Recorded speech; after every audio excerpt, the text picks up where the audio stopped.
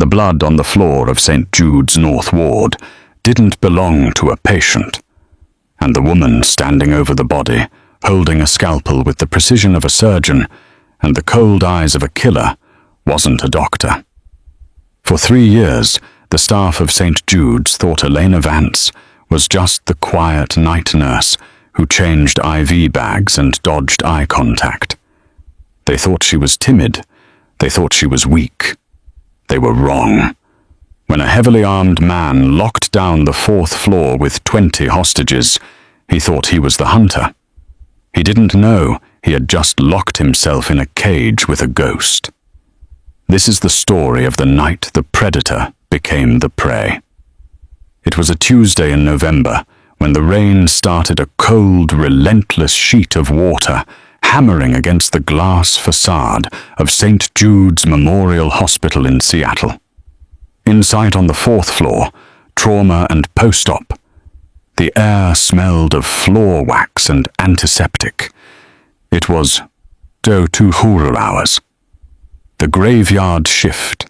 Elena Vance sat at the nurse's station, the blue light of the monitor reflecting in her dark, unblinking eyes. To the casual observer, Elna was invisible. She was 34 with mouse-brown hair pulled back into a severe fraying bun. She walked with a slight shuffle, shoulders hunched as if trying to occupy as little space in the world as possible. She spoke in a whisper. She never argued with the doctors. "She's a robot, I swear," whispered Sarah Jenkins, a 22-year-old nurse, fresh out of college, scrolling through TikTok on her phone at the other end of the desk. "I asked her what she did this weekend, and she said, laundry." Who does laundry for 48 hours? Dr. Marcus Halloway, the lead trauma surgeon on call, didn't even look up from his charts. "As long as she preps the meds correctly, Sarah, I don't care if she stares at a wall. Just keep her away from the families. She has the bedside manner of a wet mop." Halloway was brilliant, arrogant, and tired. He had just finished a 6-hour vascular repair on a gunshot victim from downtown and was running on caffeine and ego. He didn't notice things about people like Elena. He didn't notice that while she shuffled her feet, never made a sound. He didn't notice that when a tray dropped in the cafeteria 3 floors down, Elena didn't jump. She shifted her weight to the balls of her feet, her eyes darting to the exits before anyone else registered the noise. He didn't notice the scar tissue running like a jagged road map from her collarbone down her right shoulder, hidden beneath her scrub top. Elena typed her notes. Patient in 404 stable. Vitals normal. Drip replaced. She wasn't bored. She was vigilant. Old habits didn't die. They just went dormant. 7 years ago, Elena Vance wasn't wiping brows. She was Staff Sergeant Vance, attached to a cultural support team, CST, working alongside the 75th Ranger Regiment in the Pesh Valley, Afghanistan. She had cleared compounds in total darkness. She had treated sucking chest wounds while taking fire from a ridgeline 300 meters away. She had left that life behind, or so she told herself. "Hey, Vance," Sarah chirped, popping gum. "Can you take the trash down to the chute? It's creeping me out being near the elevator alone." Elena looked up, her face blank. "Sure." She stood up. No wasted movement. She grabbed the heavy bags, her forearms flexing cords of muscle rippling unexpectedly under her pale skin, before she slumped her shoulders again, hiding her strength. She walked down the long, dim hallway. The storm outside was picking up thunder, rattling the windows. As she reached the utility room near the elevator bank, she heard it. It wasn't a sound that belonged in a hospital. It wasn't a gurney wheel squeaking or a pager beeping. It was the metallic clack slide of a bolt carrier group being sent home on a rifle. Eleanor froze. The shuffle vanished. Her spine straightened. Her chin dropped. She didn't breathe. Ding. The elevator doors at the end of the hall slid open. Elena stepped backward into the shadows of the utility room, leaving the door cracked just an inch. Through the sliver of light she watched. A man stepped out. He was big, 6'4", easily 250 pounds. He wore a heavy trench coat soaked in rain-heavy boots and a duffel bag slung over his shoulder. But it was what he held in his hands that made Elena's blood turn to ice, then immediately to fire. An AR-15 platform rifle. Modified. Short barrel, holographic sight. This wasn't a gangbanger with a cheap piece. This was a man who knew his equipment. He didn't look crazy. He looked calm.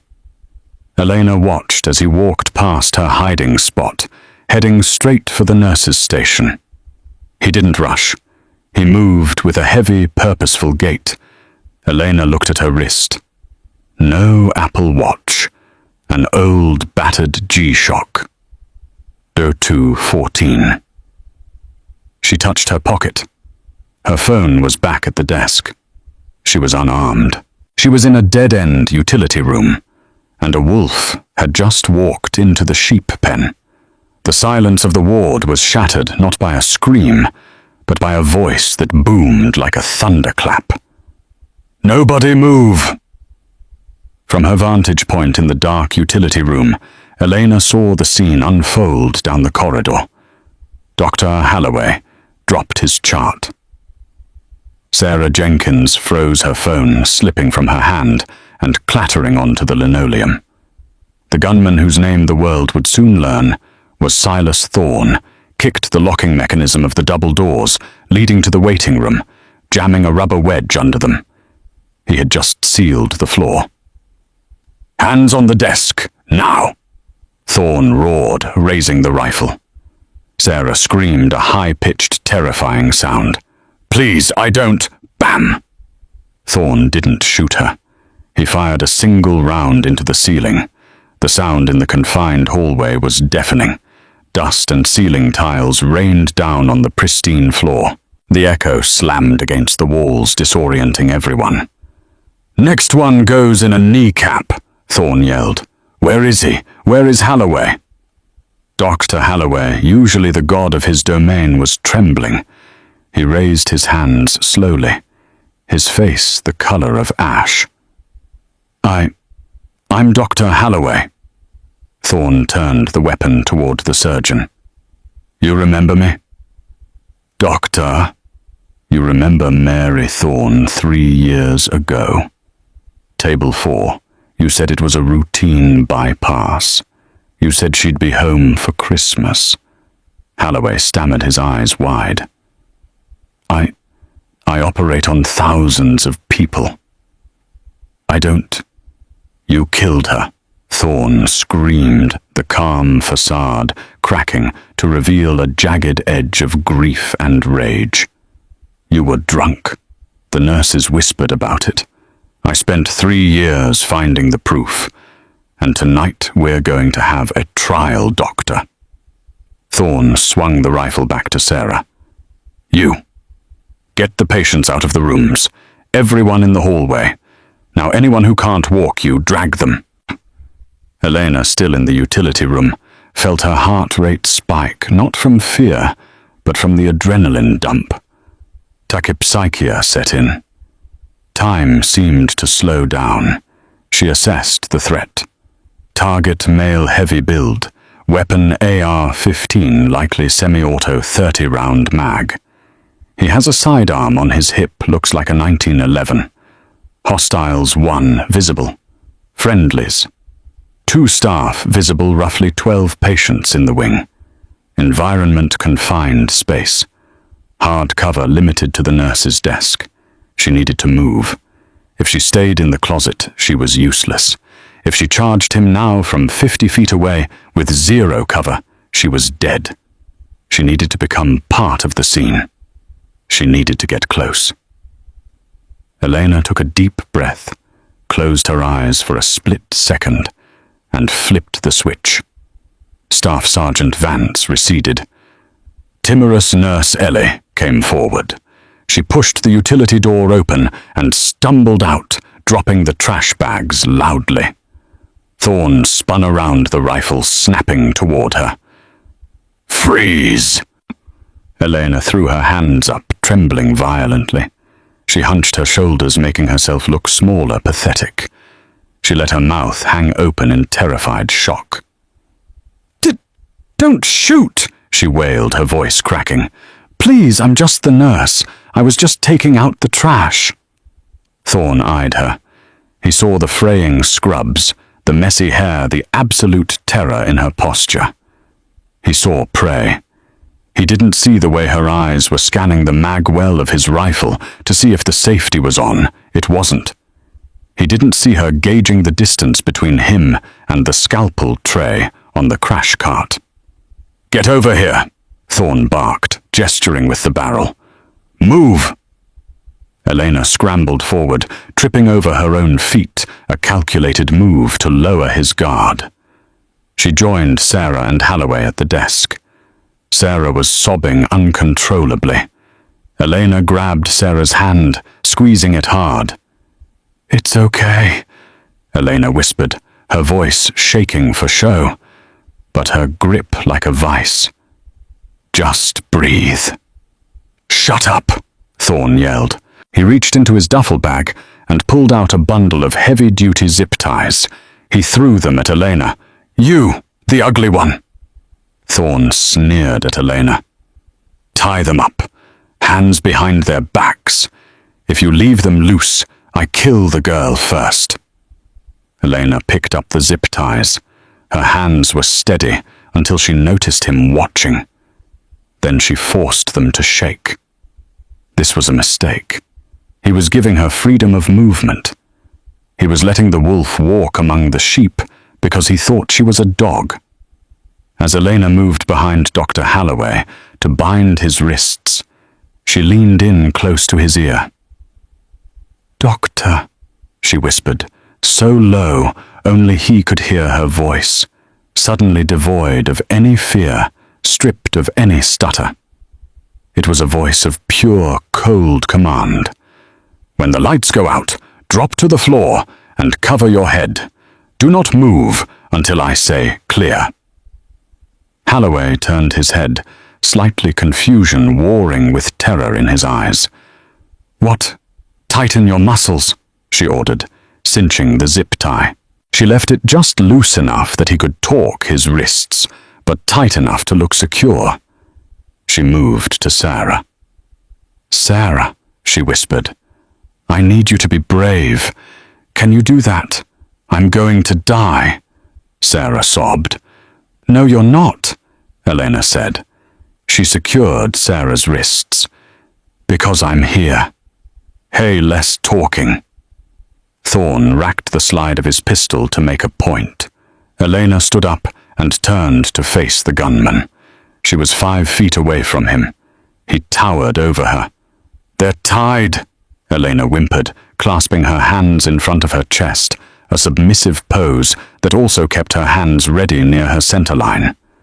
"Good," Thorne said. He looked at the clock. 02:25. "Now we wait for the police. And the cameras." He turned his back to her for a fraction of a second to check the window. Elena's eyes shifted to the master power breaker panel, located just behind the nurse's station desk. It was 20 feet away. Too far. She needed a weapon. Her eyes landed on the desk. A pen, a stapler, a pair of trauma shears. Thorne turned back around. "You. Go check on the patients.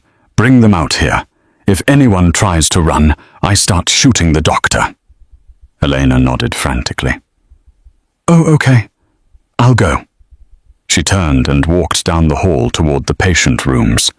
As soon as she broke the line of sight around the corner, the shuffle vanished again. She moved with lethal speed. She ducked into room 402. Mrs. Gable, an 80-year-old with a hip fracture, was waking up confused by the noise. "Shh, Mrs. Gable," Elena said softly. She moved to the bedside table. She wasn't looking for medicine. She was looking for chemistry. She grabbed a bottle of rubbing alcohol isopropyl. She grabbed a lighter from Mrs. Gable's purse. The woman was a secret smoker. She grabbed a handful of gauze pads. She looked at the ceiling, the fire suppression system. If she triggered the sprinklers, the chaos would be absolute. But the water would make the floor slick bad for footing. She had a better idea. She moved to the supply closet at the end of the hall. She found what she needed, a portable oxygen tank and a defibrillator unit. Elena Vance checked the charge on the defibrillator. Full.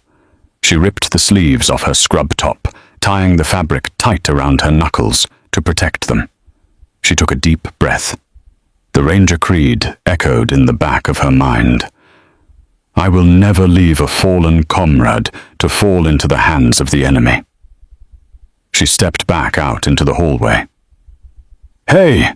Thorne shouted from the station. What's taking so long? Elena walked back toward the light, but she wasn't hunched over anymore. She was walking tall. In her right hand, hidden behind her leg, she held the trauma shears she had swiped from a cart in the hall. In her left, she gripped a glass vial of succinylcholine, a paralytic agent. I had to help Mrs. Gable, Eleanor called out. Her voice was different now. It carried. It was steady. Thorne squinted. He sensed the shift. The air in the room changed. The prey wasn't acting like prey anymore. Stop right there. Thorne raised the rifle. Elena stopped. She was 10 meters away. You look different, Thorne said, narrowing his eyes. It's the lighting, Elena said flatly. Get on your knees, Thorne commanded. Elena looked him dead in the eye. No. The silence that followed was heavier than the storm outside. Halloway gasped. Sarah stopped crying, staring at Elena in disbelief. What did you say to me? Thorne whispered, stepping forward, the rifle aimed at her chest. I said no, Elena repeated. She shifted her weight. And you should have checked the back exit, Silas. Thorne flinched his head, jerking instinctively toward the hallway behind him. It was a lie. There was no back exit unlocked. But the distraction bought her 0.5 seconds. Elena moved. The human eye takes roughly 150 milliseconds to process a visual stimuli, and another 100 milliseconds to send a motor signal to the muscles. In the world of close-quarters battle, a quarter of a second is an eternity. It is the difference between life and a folded flag. When Silas Thorne turned his head to check the imaginary back exit, he gave Eleanor that quarter second. She didn't run. Running triggers the predator reflex to chase. Instead, she exploded forward in a low crouch, covering the 10 meters between them with terrifying speed. She wasn't moving like a nurse. She was moving like a projectile. Thorne realized the ruse instantly. His head snapped back, his finger tightening on the trigger of the AR-15. Crack! A round went off, but his aim was high. The bullet shattered the fluorescent light fixture above Elena's head, showering the hallway in sparks and glass. Elena didn't flinch.